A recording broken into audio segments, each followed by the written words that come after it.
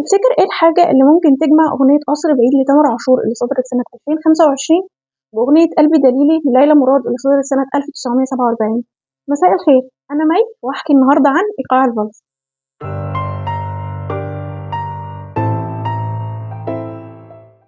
بما إن حكاية النهاردة عن إيقاع الفالس، وبما إن حكايات الموسيقى كتير، وبما إن دي أول حكاية منهم، فتعالوا نعرف يعني إيه أصلا إيقاع موسيقى.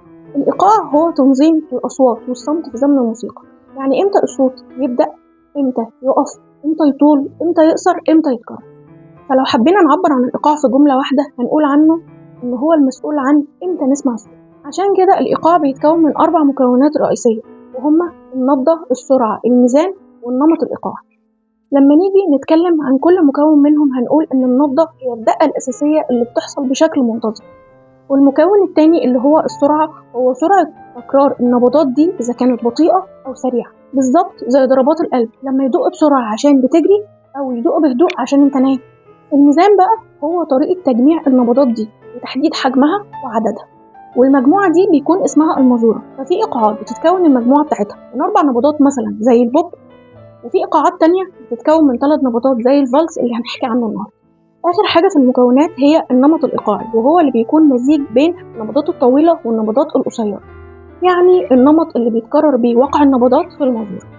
الحقيقة إن أنسب تشبيه للإيقاع ودوره في الموسيقى هو إنه لو اعتبرنا جسم الإنسان هو المقطوعة أو الأغنية اللي بنسمعها، فالإيقاع في المقطوعة هو القلب في الجسم، بنفس الأهمية ونفس الوظيفة، وكأن الموسيقى تشكلت في جسمنا الأول قبل تشكيلها بالآلات، لأن الكون كله بيدور فيه. وبما إن الإيقاع هو لغة الدم والتك، فإيقاع الفالس عمليا بقى بيتكون من 3 نبضات: 1 2 3. النبضة الأولى بتكون قوية، والنبضتين التانيين بيكونوا أسرع وأخف، وبيكون دم تك تك، وبكده دي بتكون المازورة. ولما بتتكرر بيكون النمط الإيقاعي بتاعها بقى دم تك تك دم تك تك دم تك تك. وحجم النبضات دي بيكون قصير وخفيف وسريع، يعني نظريا بيسمى ربع نغمة. عشان كده إيقاع الفالس ميزانه 3 من 4. التلاتة هو عدد الضربات أو النبضات 1 2 3، والأربعة هو وحدة قياس حجم النبضة اللي هو ربع نغمة. نكون فهمنا يعني إيه إيقاع وإيه هو نمط إيقاع الفالس. طب نتكلم بقى شوية عن نشأته وتاريخه. نشأ الفالس كرقصة ريفية بين الفلاحين في منطقة جبال الألب بين بافاريا والنمسا وألمانيا، وده كان في أواخر القرن 17 وأوائل القرن 18. يعني الفالس نشأ أصلا كرقصة بتاخد شكل دائري أكتر منها موسيقى بتتسمع، عشان كده لما سيرته بتيجي في الأفلام بنلاقيهم بيقولوا من فضلك عايزة أرقص فالس.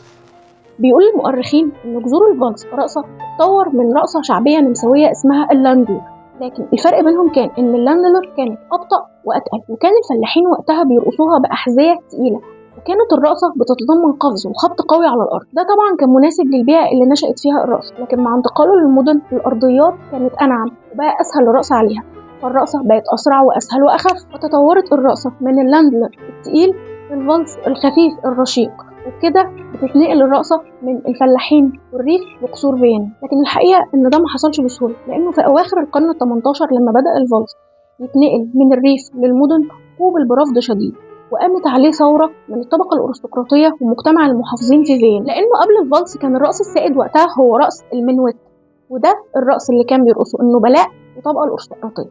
وكانت الرقصة بتتميز بأنه بيكون في مسافة بين الراقص والراقصة، والتلامس بيكون بالأطراف بس في أضيق الحدود. لكن في الفالس بقى الوضع مختلف، القرب بيكون أكتر وبيحصل تلامس بين الثنائي. وللأسف اعتبرت طريقة الرقص دي غير أخلاقية وفاضحة، لدرجة إن صدرت قوانين في بعض المناطق بتمنع رقص الفالس لأكتر من مدة محددة. عشان كده بيتقال على الفالس إنه مش مجرد نمط موسيقي، لكنه الإيقاع اللي حرر الرقص الاجتماعي في أوروبا وغير شكل الحفلات لحد النهاردة. طيب إيه سبب التسمية بالاسم ده؟ كلمة فالس مشتقة من الفعل الألماني فالس بمعنى يدور أو يتحرك، وده وصف دقيق لحركة الرائصين اللي بتاخد شكل دائري بانسيابية في قاعة الرقص. الحقيقة إنه رغم كل الانتقادات ومحاولات منع الفالس من الانتشار في القرن ال19 بقت كل المحاولات دي بالفشل، وأصبحت فيينا هي عاصمة الفالس في العالم. لكن الحقيقة إن ده كان بفضل عائلة شتراوس. يوهان شتراوس هو أحد أشهر الموسيقيين في التاريخ وبيلقب بأبو الفالس، وده لأنه دوره كان محوري في نقل الفالس من الحانات لقصور فيينا. أسس يوهان شتراوس أوركسترا خاصة بيه وبدأ يجول بيها في أنحاء أوروبا، وده اللي ساهم في نشر الفالس في باريس ولندن كمان، غير إنه هو أول واحد وضع هيكل موسيقي محدد للفالس بيتكون من مقدمة ومقطوعات صغيرة وخاتم. بيكمل الطريق بعده يوهان شتراوس الابن اللي وصل الفالس لذروة مجده الفني، لأنه طور موسيقى الفالس وخرجت من قولبتها في مجرد رقصة لتحف موسيقية بيتعمل لها حفلات مخصوص عشان تتسمع. وألف مقطوعات رائعة بيوصل عددها لأكتر من 500 مقطوعة، أشهرها على الإطلاق هي مقطوعة الدانوب الأزرق اللي ألفها سنة 1867، تصنف كأشهر فالس في التاريخ، واللي بالمناسبة رقصت عليها فاتن حمامة وعمر الشريف في فيلم نهر الحب.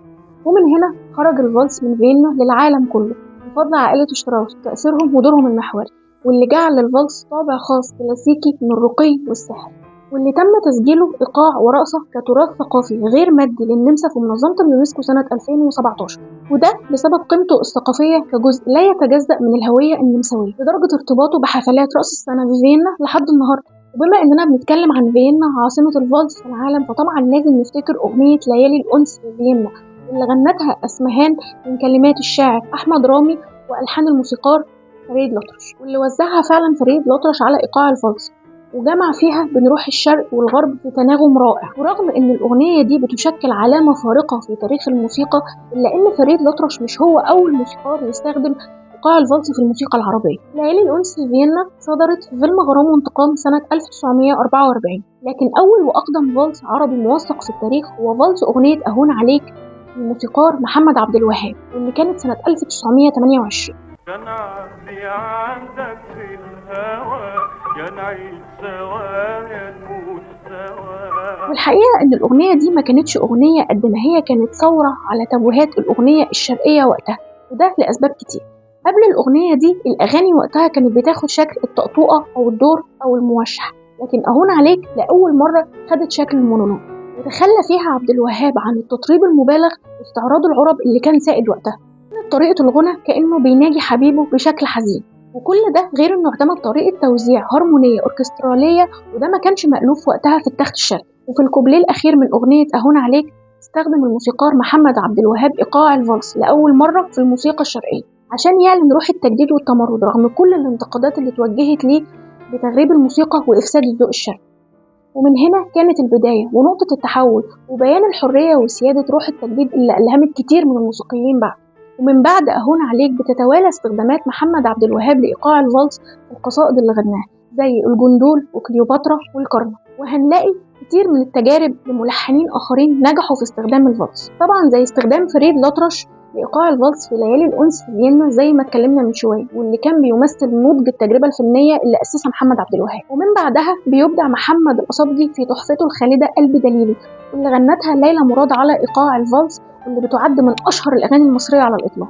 الحقيقة إن عبد الوهاب كان قادر على تطويع إيقاع الفالس مع المقامات الشرقية بشكل رائع، وطبعا نتج عن ده رائعته دارت الأيام اللي غنتها أم كلثوم من ألحانه سنة 1970، واللي استخدم فيها إيقاع الفالس في مقطع وصفوه للصبر. وبيكرر التجربة تاني سنة 1972 مع أم كلثوم في أغنية ليلة حب، واللي استخدم فيها إيقاع الفالس في مقطع يا حبيبي ونبض قلبي. ومن قبل أم كلثوم وبعد قلب دليلي غنت ليلى مراد أغنية الحب جميل برضو من ألحان الموسيقار محمد عبد الوهاب، وغنت على إيقاع الفالس مقطع وإن فات حبيبي يوم أو غاب. أما بقى عبد الحليم حافظ فلحن له محمد عبد الوهاب أغنية نبتدي من الحكاية، وطبعا استخدم نفس الإيقاع تاني في مقطع سألنا رحنا ليه. وبعد محمد عبد الوهاب استخدم محمد الموجي إيقاع الفالس في أغنية جبار لعبد الحليم حافظ في مقطع وما كنتش أعرف، وغيرها من استخدامات الفالس في ألحان موسيقيين كتير زي أغنية 3 سلامات اللي غناها محمد أنديل من ألحان محمود الشريف على إيقاع الفالس برضه. وخارج إطار الأغنية المصرية كان في تجارب رائعة زي أغنية العالم لنا اللي غنتها ماجدة الرومي، وأغنية مغرم اللي غناها